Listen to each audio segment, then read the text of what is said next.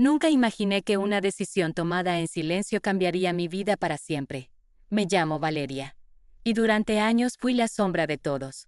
La hija de una madre agotada, de un padre ausente, de una vida que parecía escrita para otros, nunca para mí. Nací en un barrio donde los sueños eran un lujo. Mi madre, Julia, limpiaba casas desde el amanecer hasta la noche. Yo la esperaba en la escalera con los deberes sin hacer, porque sin luz no podía estudiar. Pero ella siempre me decía, no somos lo que tenemos, sino lo que hacemos con lo que sentimos. En la escuela, era la rara. Usaba la misma ropa por semanas, mis zapatos estaban rotos, y mi almuerzo era pan seco con algo de arroz frío. Nadie se sentaba conmigo. Nadie me miraba. Y sin embargo, yo los miraba a todos. Observaba el mundo como quien espera su turno. Una tarde, después de clase, escuché a dos compañeras burlarse de mí. ¿Viste cómo huele? Seguro que duerme en la basura. Esa noche, lloré, pero no porque doliera, ya estaba acostumbrada, sino porque empecé a creerles. Pensé en dejar la escuela, pensé que nada tenía sentido, pero al llegar a casa, encontré una nota de mi madre pegada en la nevera. Decía, no te rindas, todo lo que duele hoy, un día será tu fuerza. Esa frase fue el primer ladrillo de lo que vendría después. Comencé a levantarme más temprano, a estudiar aunque mis ojos ardieran, a leer libros prestados, a practicar mi voz frente al espejo. Nadie lo sabía, pero en silencio, yo estaba construyéndome. Pasaron los años. Terminé la secundaria como la mejor alumna. Fui becada para estudiar en una universidad pública. Mi madre me abrazó tan fuerte que pensé que no me dejaría ir nunca. Hazlo por ti. Hazlo por todas nosotras, me dijo con los ojos llenos de lágrimas. En la universidad, las cosas no fueron fáciles. Las diferencias sociales eran evidentes. Mientras otras chicas hablaban de viajes y ropa de marca, yo trabajaba en una cafetería por las noches y usaba los mismos jeans día tras día. Pero esta vez, no me sentía menos, porque sabía quién era, y sabía lo que me había costado llegar hasta allí. Fue en ese lugar donde conocí a Samuel. No fue una historia de amor a primera vista. Él era reservado, callado. También venía de abajo. También sabía lo que era luchar. Nos hicimos amigos, y poco a poco, descubrimos que compartíamos más que clases y cafés, compartíamos cicatrices. Él fue el primero que me escuchó sin juzgar. El primero que me miró sin lástima. Y el primero que me dijo, tu historia vale la pena ser contada, Valeria. Porque hay muchas que siguen en silencio. Aquella frase me acompañó durante semanas, hasta que un día, tomé valor y conté mi historia en una conferencia de estudiantes. Mi voz temblaba, mis manos sudaban. Pero al final todos aplaudieron de pie. Alguien se me acercó al terminar y me dijo, gracias por hablar, yo viví lo mismo, pero nunca me atreví a decirlo. Ese día entendí que mi historia no era solo mía. Era la historia de muchas. Y había llegado el momento de que se escuchara. Después de aquella conferencia, algo cambió en mi vida. No fue fama, no fue dinero. Fue algo mucho más profundo. El silencio que me había acompañado tantos años. Finalmente se rompió. Durante semanas, seguí recibiendo mensajes de personas que me decían, tu historia es la mía. Mujeres, jóvenes, incluso profesoras me confesaban que también habían sido invisibles en algún momento. Me pedían que no me detuviera, que siguiera hablando. Así nació mi pequeño canal en redes sociales. No tenía micrófono profesional, ni luces, ni edición. Solo mi voz, mi historia, mi verdad. Grababa en el rincón de mi cuarto, con una lámpara prestada y el corazón acelerado. Cada video era como abrir una herida, pero también como dejar que sanara con aire nuevo. Los primeros comentarios fueron positivos, pero no tardó en llegar la otra cara, la crítica, la burla, los que decían que exageraba, que ya basta con tanto drama. Una chica de la universidad, Sofía, publicó en sus historias. Ahora cualquiera se hace la víctima para ganar seguidores. Patético. Sofía era hija de un empresario importante, siempre vestida con lo último, siempre rodeada de gente. Pero había algo en su mirada que decía más de lo que mostraba. Aún así, sus palabras dolieron. Samuel me miró a los ojos y dijo, Cuando incomodas es porque estás tocando verdades. No te detengas.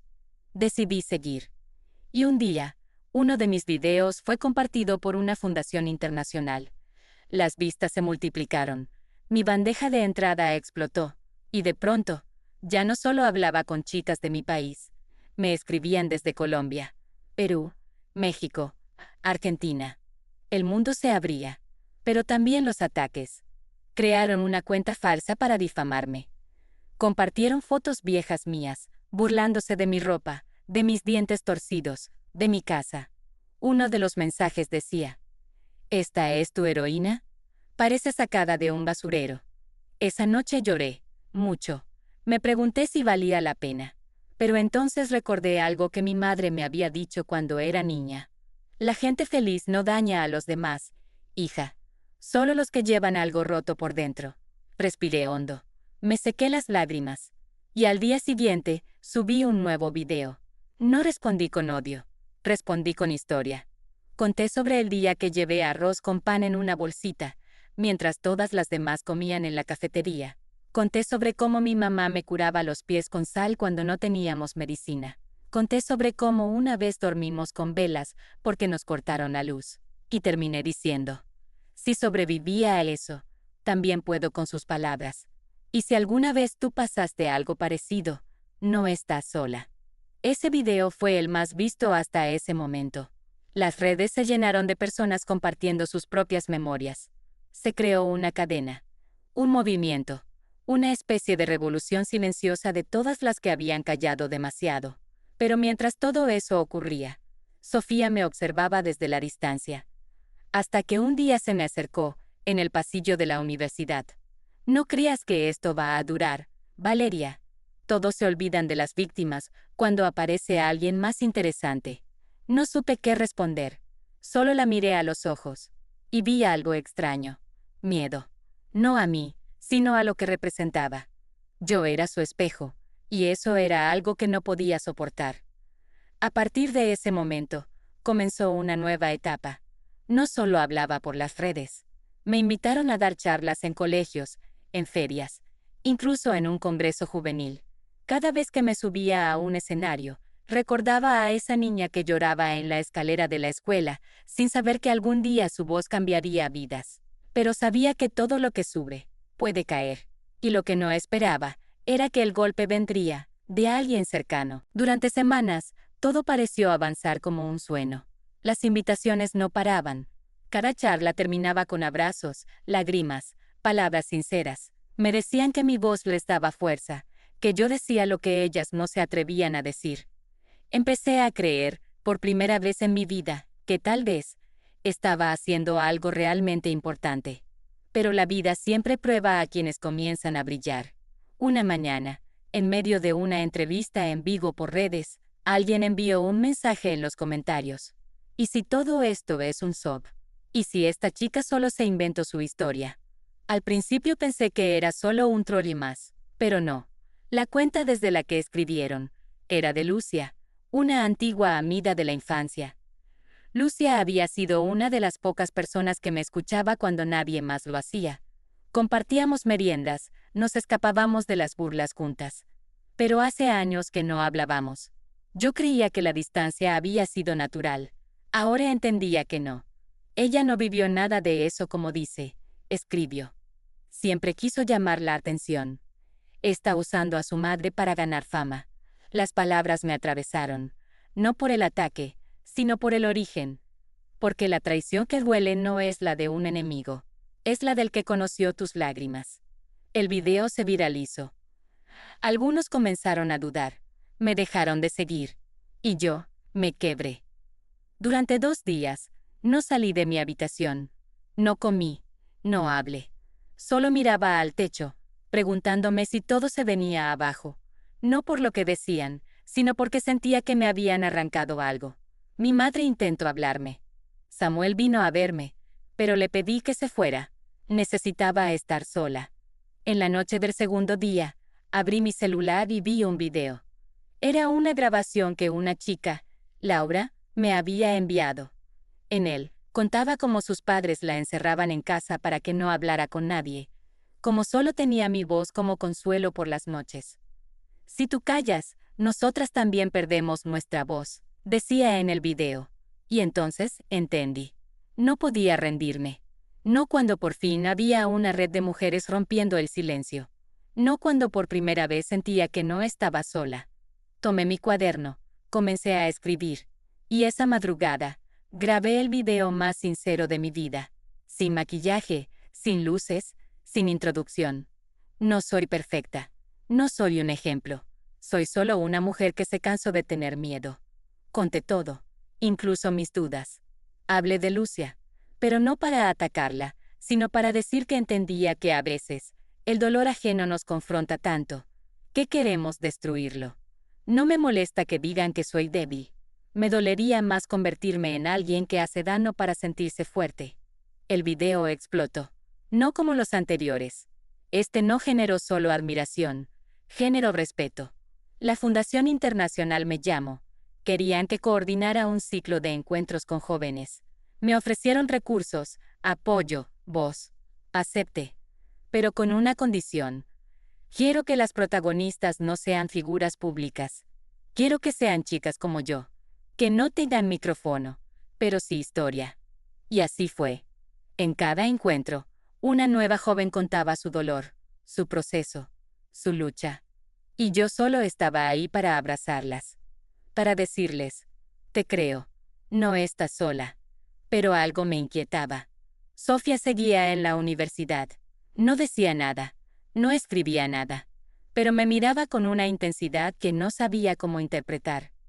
Hasta que un día me interceptó en el vano del campus. Disfruta tu momento, Valeria, pero te prometo que todo eso se va a caer. Y cuando pase, no habrá nadie que te levante. Su voz no sonaba amenazante, sonaba herida.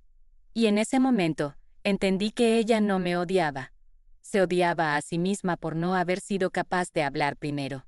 Pero yo no estaba dispuesta a rendirme, porque ahora sabía que mi historia ya no era solo mía. Después de aquel encuentro con Sofía en el baño, algo se rompió, pero no dentro de mí, se rompió afuera. Me di cuenta de que ya no me afectaba igual. No temblé, no lloré, solo la observé y pensé, ella no sabe que ya no soy la misma. Esa noche, regresé a casa con una claridad nueva. No podía seguir permitiendo que las palabras de otros marcaran mi camino. Mi historia ya no era una defensa, era una bandera. Decidí organizar el primer evento presencial de Voces Invisibles.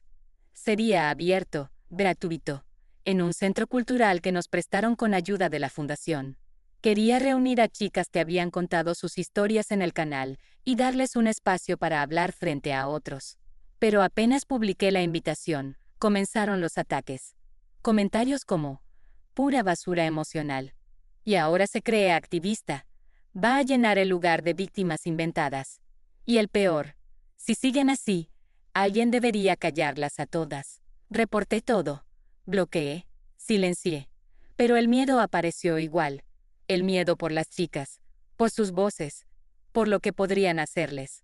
Mi madre me abrazó fuerte esa noche. Ellos gritan porque sienten que están perdiendo el poder. Pero tú estás empezando a usar el tuyo. Llegó el día del evento. Llovía. Mucho. Pensé que nadie vendría. Pero al llegar al centro cultural, me quedé sin palabras. Más de 100 personas esperaban en la entrada, mojadas, con carteles, con ojos llenos de emoción, con ganas de ser escuchadas. Las primeras palabras me temblaron en la garganta, pero luego, fluí. Durante mucho tiempo, el silencio fue mi única forma de existir. Pero hoy, quiero decirles que ya no callamos, que no necesitamos permiso para ser escuchadas. Una a una, las chicas subieron al escenario. Algunas lloraron, otras temblaban, pero todas hablaron. Y cada historia era un espejo para alguien más. Sofía no estaba, pero alguien me dijo que la había visto mirando desde afuera. No entró, no dijo nada, solo observó. Al final del evento, una mujer mayor se me acercó. Soy docente desde hace 30 años, creí que nada podía conmoverme ya. Pero lo que hiciste hoy, Valeria, me hizo volver a creer. Me fui a casa sin palabras, sin aire, llenísima. Pero también, con una sensación extraña, como si algo grande se acercara, y tenía razón. A la mañana siguiente me llegó una citación. Una profesora me había denunciado por difamación institucional. Según ella, mis charlas eran un ataque contra el colegio y la universidad. Sentí rabia, impotencia, pero también determinación. Si quieren juicio, tendrán juicio. Pero esta vez, no me van a callar. Samuel me acompañó al primer encuentro con abogados. Estaba nerviosa, pero no sola. Durante días, los medios comenzaron a hablar del caso. Algunos me apoyaban, otros me atacaban.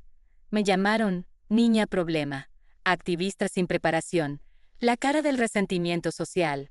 Y yo, solo respondí con más historia. Grabé un video desde una banca de la universidad. No me molesta que me llamen problema.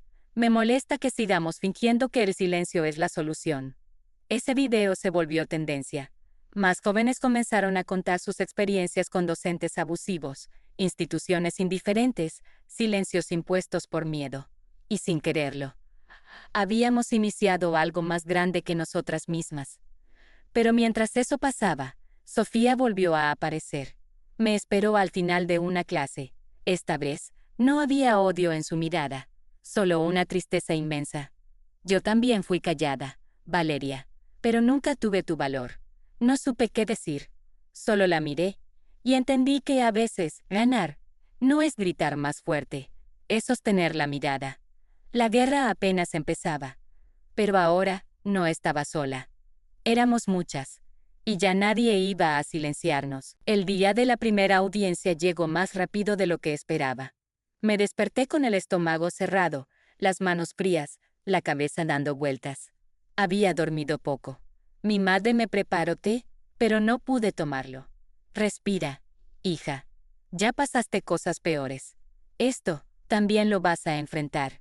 Samuel llegó unos minutos después. Me esperaba afuera, con una sonrisa suave y un cuaderno en la mano. Te lo traje, por si quieres escribir después. Era el mismo cuaderno donde, años atrás, empecé a soltar mi historia. Al entrar al edificio, los flashes me cegaron. Periodistas por todos lados, cámaras, preguntas lanzadas como piedras. Valeria, ¿es cierto que odias a los profesores? ¿Crees que exageraste todo para tener fama? ¿Qué opinas de que te llamen activista de cartón? No respondí. Caminé con la mirada al frente, repitiendo en mi cabeza una sola frase. Esto no se trata de mí. Se trata de todas. La audiencia fue larga, tensa. La profesora que me había denunciado parecía otra persona, rígida, seria, con un discurso armado que intentaba presentarme como una amenaza para la institución. Ella manipula la sensibilidad de los estudiantes, fomenta el odio, rompe la armonía. Yo la escuchaba en silencio, pero por dentro, mi corazón latía con fuerza. Cuando fue mi turno me levanté. Las piernas me temblaban, pero mi voz, no vine a destruir nada. Vine a mostrar lo que ya estaba roto. Mostré mensajes, testimonios, comentarios anónimos, copias de denuncias reales. Y terminé con una frase que no había ensayado. Si hablar duele, callar duele mucho más. En la sala, alguien aplaudió en voz baja. Después, otro, y otro. Hasta que el juez pidió silencio. Salí de ahí agotada, pero en paz. Los medios no tardaron en explotar. Algunos me defendieron. Otros me hicieron pedazos. Un periódico tituló: La chica que incomoda. Valeria, la voz que divide. Y por primera vez, me reí. ¿Dividir? Prefiero eso antes que encajar en un sistema que silencia. Esa noche, hicimos una reunión con las chicas del grupo. Las voces invisibles ya no eran pocas. Eríamos cientos. Algunas lloraban, otras reían. Pero todas sabían que algo estaba cambiando. Lo que hiciste fue histórico, me dijo una de ellas. Pero prepárate, porque el golpe fuerte puede estar por venir. Tenía razón. Una semana después, un perfil falso en redes publicó documentos manipulados, supuestamente filtraciones mías, donde aparecía admitiendo que había exagerado mi historia. Los comentarios se llenaron de odio. Las amenazas volvieron. Incluso una reportera de televisión hizo un reportaje titulado «Mentira o manipulación», El caso de la joven que cautivó a todos. Me sentí traicionada por el mundo. Apagué el celular. Cerré la computadora. Me encerré en mi cuarto. Y por unas horas, dudé. Dudé de mí, de todo. Hasta que alguien tocó mi ventana. Era Sofía. Sí, Sofía. Sé que no soy la persona indicada, pero si necesitas hablar, estoy aquí. No lo esperaba, ni entendía por qué. ¿Por qué tú ahora? Le pregunté. Porque también sé lo que es ser destruida por dentro. Esa noche hablamos durante horas. No resolvimos el mundo, ni nos perdonamos del todo, pero algo cambió. Y al día siguiente, volví a grabar. Esta vez no lloré. No voy a pedir perdón por incomodar, porque si mi historia duele, es porque muchas verdades han sido escondidas demasiado tiempo. Y en ese momento, supe que ya no era solo una chica con miedo. Era una voz. Y las voces no se apagan tan fácil. Los días siguientes fueron un torbellino. Mi nombre aparecía en medios nacionales. Algunos me llamaban líder juvenil, otros, agitadora. Me invitaron a una mesa redonda con especialistas en educación. Me entrevistaron para un podcast. Incluso una universidad privada me ofreció una beca para continuar mis estudios. Mi madre no lo podía creer. Todo esto salió de tu verdad. Nunca lo olvides, me decía. Pero con la visibilidad, también llegó el interés. Me llamaron marcas, agencias, políticos.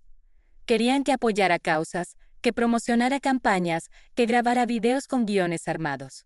Tu historia vende, me dijo una mujer elegante en una reunión. Y si la usamos bien, podrías convertirte en algo grande. Me fui de esa reunión con un nudo en el estómago, porque entendí que algunos no querían que mi voz se escuchara. Querían usarla como megáfono para sus intereses. Le conté todo a Samuel. Tu historia no es un producto, me dijo. Y tu voz no tiene precio. Pero si no decides tú, alguien lo hará por ti. Entonces supe que necesitaba parar, pensar, volver a mi centro. Volví al barrio donde crecí, a la casa vieja, a la plaza donde jugaba de niña. Miré las paredes rotas, los cables colgando, los árboles que aún resistían el polvo. Me senté en una banca y escribí: quiero que mi voz sirva para que otras puedan construir la suya, no para que me pongan como bandera vacía. Al regresar, recibí una carta de la universidad. Me habían nombrado representante estudiantil. Era un reconocimiento, pero también una responsabilidad. Acepté. Pero dejé en claro que no me pondría trajes, que seguiría hablando como soy, que no iba a suavizar mi historia para hacerla más cómoda. En una asamblea, me pidieron que moderara un debate sobre inclusión y clase social. Algunos profesores me miraban con incomodidad, otros bajaban la vista. Al final, un estudiante se levantó. Tenía la voz quebrada. Yo nunca hablé por miedo a que me dijeran que exageraba, pero ahora, gracias a ti, ya no tengo miedo. Me temblaron las manos. No por inseguridad, por emoción, porque entendía, por fin, que cada historia compartida es una semilla que crece en otros. Esa noche, publiqué un texto. No quiero ser ejemplo, quiero ser espejo. Si algo de lo que viviste resuena en mi voz, es porque tú también tienes una historia que merece ser escuchada. Pero justo cuando todo parecía encaminarse, llegó una nueva amenaza. Una periodista reconocida publicó un artículo con el título: Valeria, líder o manipuladora de emociones. Usaba fragmentos sacados de contexto, fotos antiguas, declaraciones de supuestos compañeros que decían que todo era exagerado. Mi celular volvió a explotar. Comentarios, dudas, más odio. Pero esta vez, no me escondí.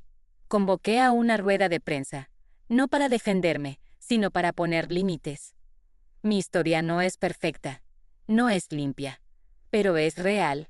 Y si eso molesta, el problema no soy yo. La sala quedó en silencio, y desde el fondo, una voz dijo: gracias por no rendirte. Era Sofía, la misma que había querido derribarme. Ahora estaba ahí, de pie, llorando. Entendí que las personas cambian, que las heridas no solo destruyen, también enseñan, y que incluso aquellos que fueron sombra pueden elegir ser luz. No todos aplaudieron, no todos creyeron, pero yo ya no necesitaba que todos lo hicieran. porque ahora sabía quién era. Y eso, nadie me lo podía quitar. La semana siguiente fue la más intensa de toda mi vida. Fui invitada a participar en un foro nacional sobre juventud, justicia y medios. Un evento enorme, con políticos, periodistas, activistas de todo el país. Aceptar me daba miedo, pero sabía que ya no podía mirar para otro lado. Samuel me acompañaba en todo. Me ayudaba a preparar el discurso, a ordenar mis ideas, a respirar hondo cuando las dudas regresaban. Lo que vas a decir allá, Valeria, no es solo tuyo. Es de miles que no tienen micrófono. Llegamos al evento y sentí que el aire se volvía más pesado. Cámaras por todos lados, seguridad, personas importantes saludándose como si todo fuera una ceremonia. Pero yo era solo una chica con una historia incómoda. Cuando me llamaron al escenario, las piernas me temblaron. Pero al mirar al público, vi rostros jóvenes. Rostros como el mío. Y eso me dio fuerza. Mi discurso fue simple, sin frases elegantes. Solo verdad. Hemos crecido escuchando que callar es madurar, que resistir en silencio es ser fuerte. Pero la verdad es que hablar es el primer acto de libertad.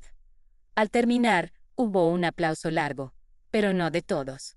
Algunos no lo soportaban, y lo supe al día siguiente. En la puerta de mi casa, alguien dejó una caja, dentro, una grabadora, y en ella, una sola frase reproducida en bucle. Cállate o paga el precio. Mi madre me abrazó con fuerza, pero yo sabía que no podía esconderme. Fui a la policía, hice la denuncia, pero nada pasó. Sin pruebas claras, no podemos hacer mucho, me dijeron. El miedo volvió, pero no era el mismo de antes. Esta vez, venía acompañado de rabia. Publiqué un video corto, solo una frase. No me voy a callar. Y si algo me pasa, ya saben por qué fue. Ese video fue compartido por cientos de figuras públicas, por organizaciones, por docentes y estudiantes. Pero también desató otra cosa, una investigación periodística. Un grupo de reporteros independientes comenzó a rastrear de dónde venían las cuentas falsas, las amenazas, los documentos manipulados. Y lo que descubrieron fue impactante. Había una red de desinformación vinculada a sectores de poder que habían financiado ataques contra voces juveniles que incomodaban. Yo era solo una pieza más, pero mi historia fue la que lo visibilizó todo. La investigación salió publicada con el título El precio de hablar, cómo se ataca a quienes se atreven. Mi rostro estaba en la portada. Mi historia era el hilo conductor. Y eso lo cambió todo. El ministro de Educación se vio obligado a dar declaraciones. Varias autoridades fueron citadas. Se abrieron expedientes. Y por primera vez, sentí que tal vez no todo estaba perdido. Pero el precio fue alto. Mi madre perdió su trabajo. Le dijeron que ya no necesitaban sus servicios. Algunas vecinas dejaron de hablarnos. Nos miraban como si fuéramos problema. Una noche, Samuel me dijo, tal vez ya hiciste lo suficiente. Tal vez ahora deberías cuidarte a ti. Lo miré en silencio. Si me cuido yo y nadie habla, entonces, ¿quién va a hablar por las que siguen en silencio? Samuel no insistió. Me abrazó y se quedó conmigo. Esa madrugada, escribí un nuevo discurso. No era para un evento, ni para una entrevista. Era para mí. Hoy, más que nunca, entiendo que hablar tiene un precio. Pero callar tiene uno más alto. Porque cuando una calla, muchas más se apagan con ella.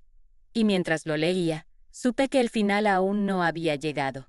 Porque si ellos estaban dispuestos a todo por callarme, yo tenía que estar dispuesta a todo para que se escuche. Aunque temblara, aunque doliera, aunque costara. Porque ya no era por mí, era por todas. La invitación llegó una tarde de lluvia. Era un evento internacional sobre derechos juveniles. Querían que cerrara el Congreso con un discurso. No por fama, decían, sino porque mi historia había tocado a miles. Mi madre me miró con orgullo. Samuel me acompañaba en cada preparativo. Sofía me escribió un mensaje corto. Gracias por no rendirte. Por todas nosotras. Llegamos a la ciudad sede 2 días antes. Me dieron una habitación sencilla, pero cómoda. Había flores en la mesa, una carta de bienvenida y una libreta vacía. Esa noche me senté en la ventana con esa libreta en las piernas. Miré las luces de la ciudad y me hice una sola pregunta. Si esta fuera la última vez que pudiera hablar, ¿qué diría? Y escribí, con el corazón abierto, sin pensar en likes, en aplausos, en consecuencias. Solo pensé en esa niña que fui, la que lloraba en la escalera, la que comía arroz frío, la que creía que nadie la vería nunca. Y le escribí a ella. Sobreviviste. Y no solo eso. Construiste algo que vale. Porque tu dolor, tu silencio, tu rabia, ahora son vos. El día del evento, la sala estaba llena, gente de todas partes. Algunos me conocían, otros no. Pero todos esperaban. Subí al escenario con los latidos retumbando en mi pecho. Miré el micrófono. Miré a la multitud. Y comencé. No vengo aquí como experta. No vengo como activista. Vengo como alguien que fue invisible durante mucho tiempo. Y que un día decidió que ya era suficiente. Hablé de mi madre, de las burlas, del cuaderno, de los días sin voz, de las noches de miedo. Pero también hablé de las que me escribieron, de las que compartieron sus heridas, de las que se atrevieron a hablar por primera vez. Esta no es mi historia, es la de muchas. Es la historia de las que fueron calladas, ignoradas, minimizadas. Y hoy deciden levantarse. Hubo silencio al terminar. Y luego, aplausos. Fuertes, largos, sinceros. Me bajé del escenario y varias personas se acercaron. Una chica me abrazó llorando. Otra me dio una pulsera hecha a mano. Un joven me dijo, hoy entendí que no estoy roto. Solo estoy aprendiendo a recomponerme. Esa noche, dormí profundamente. Por primera vez en años, sin miedo, sin ansiedad, solo con paz. Volvimos a casa unos días después. En la puerta nos esperaba mi madre con una sonrisa inmensa. Había cocinado arroz con pan, como cuando éramos pequeñas. Nunca imaginé que este plato nos llevaría tan lejos, dijo. Rieron. Lloraron.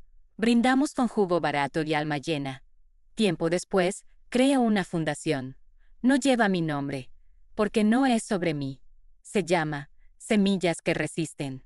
Damos talleres, escuchamos historias, creamos redes. No buscamos héroes, buscamos espejos.